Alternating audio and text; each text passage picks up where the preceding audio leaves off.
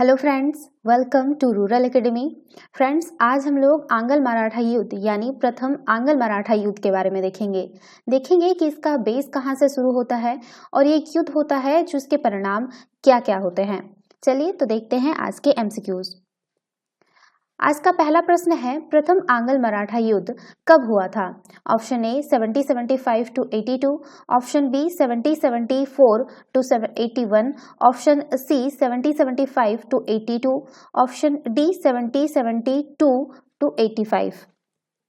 देखिए, अंग्रेजों को जो है मराठों के मामलों में हस्तक्षेप करने का अवसर तब मिला जब मराठा संघ का प्रमुख पेशवा पद के लिए मराठों में मतभेद हुआ। 1772 ईस्वी में माधव राव की मृत्यु के पश्चात उसका जो पुत्र था नारायण राव अपने चाचा रघुनाथ राव जो पेशवा बनना चाहता था के षड्यंत्रों का शिकार बन गया।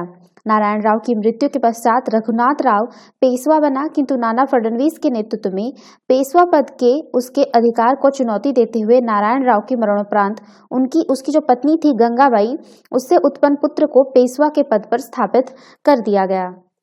फिर जो पेशवा पद प्राप्त करने में असफल सिद्ध होने पर रघुनाथ राव ने जो है अंग्रेजों से सूरत की संधि कर ली, और ताकि जो है अंग्रेजों की सहायता से वो पेशवा बन जाए, लेकिन वो ऐसा हुआ नहीं है और एक युद्ध का एक बेस तैयार हो गया है।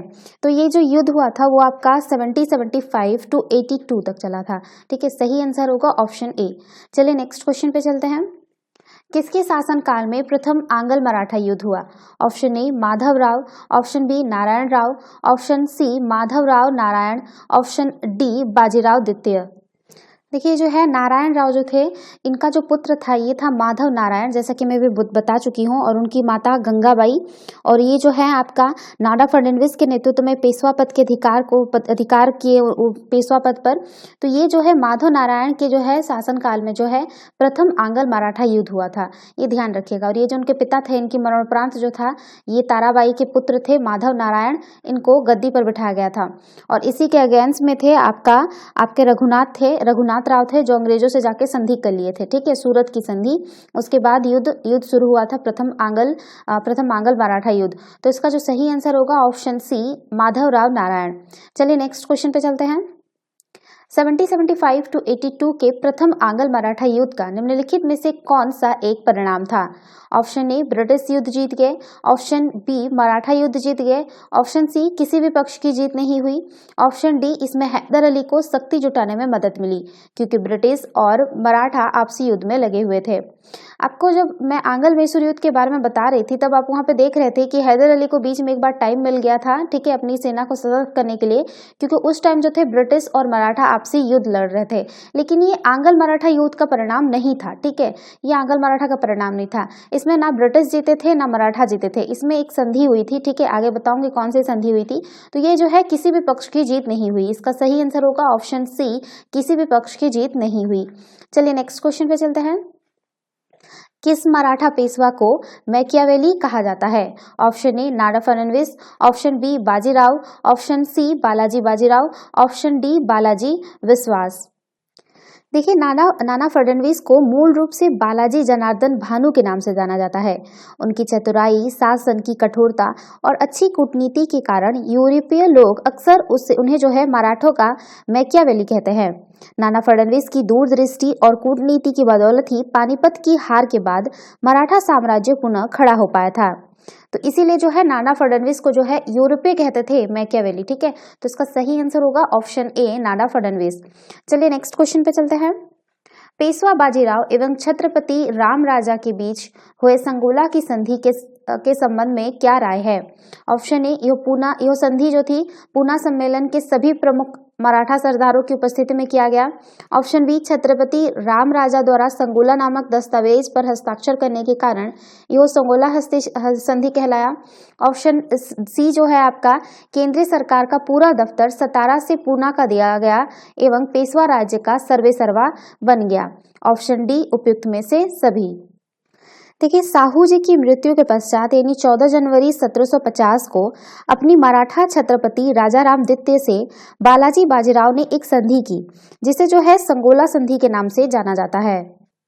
इस संधि के अंतर्गत राज्य के सभी प्रमुख विभाग मराठा छत्रपति ने पेशवा को सौंप दिया।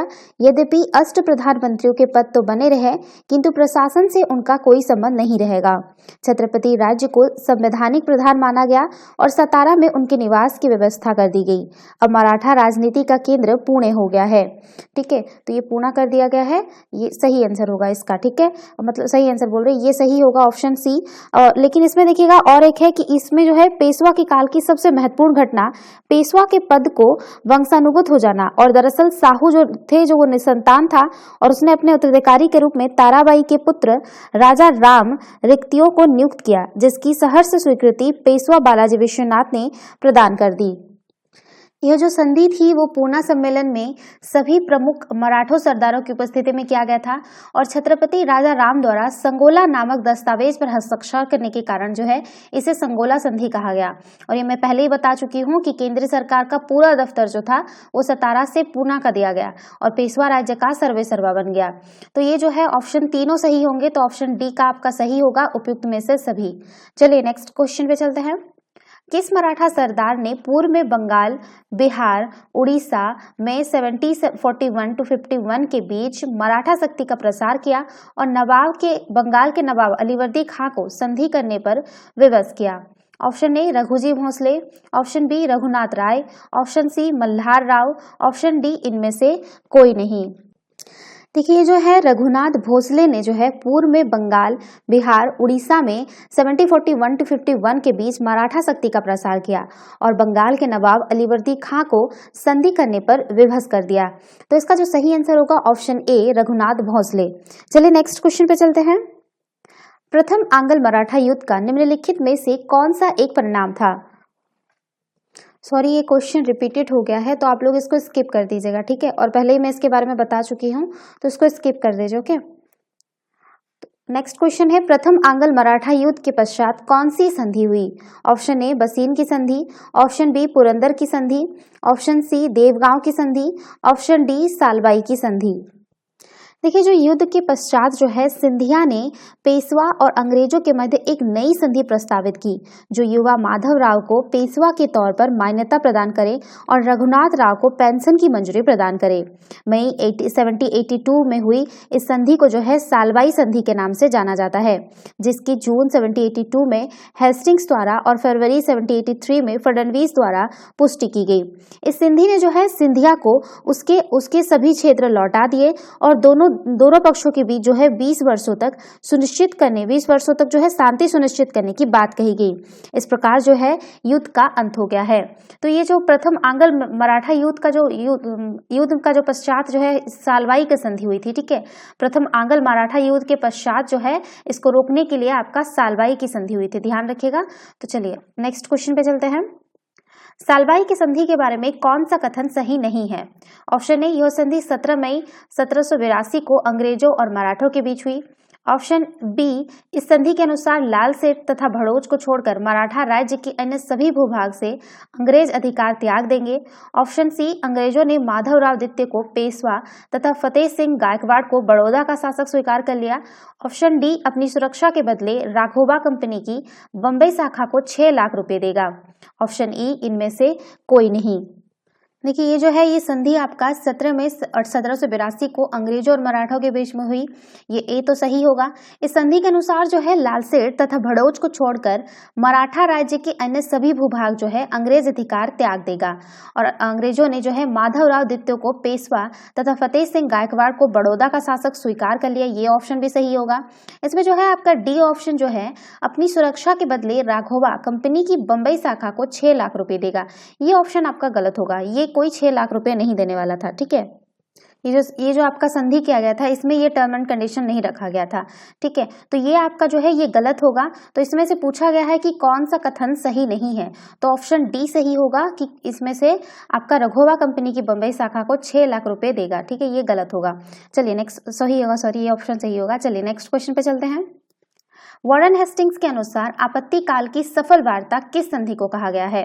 ऑप्शन ए सूरत की संधि, ऑप्शन बी बड़गांव की संधि, ऑप्शन सी सालबाई की संधि, ऑप्शन डी पुरंदर की संधि।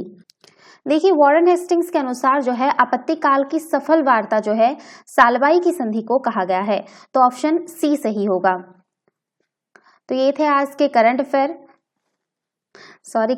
बोल रही हूँ, जीके का पोर्शन। वीडियो पसंद आए तो लाइक शेयर कमेंट करना ना भूले, साथ ही साथ चैनल को सब्सक्राइब करना ना भूले। Thanks for watching, have a nice day, take care.